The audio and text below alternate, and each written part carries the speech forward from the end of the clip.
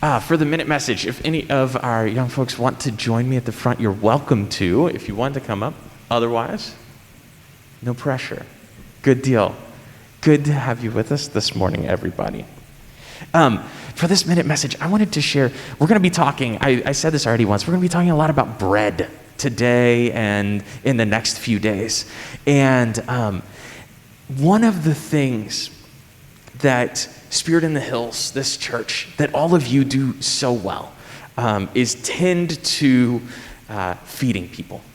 It's something that's happened a lot, right? We used to, and maybe soon will again, right? Like we used to have two tables up front. We had the table that we all come to, the altar table, to receive the body and blood of Christ, and we had a helping hands table that we placed food on, and you could see it, right?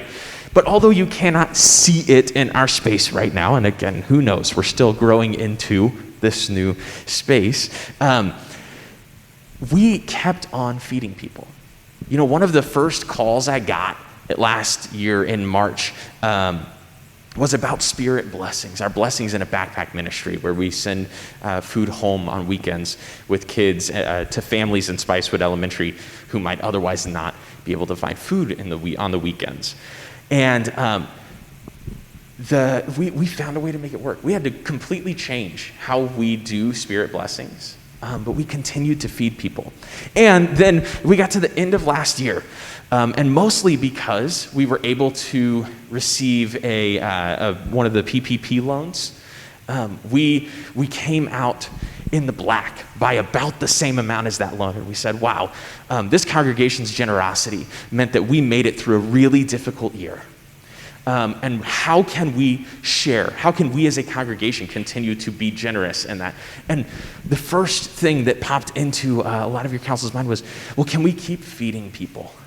Can we, and so we, in partnership with our friends at Interfaith Ambassadors of Lake Travis, through the Presbyterian Church at Lake Travis, sent some dollars to help feed 100 families month after month after month in the Hudson Bend area. And so it was so inspiring for me to see the ways that we come together as the body of Christ, receiving the body of Christ and bread at the table, to then share bread for the world and food for the hungry. That real food, but also food for people's spirits, so that they knew that people were thinking of them and caring for them and loving them this whole year long when we had to be separate so often.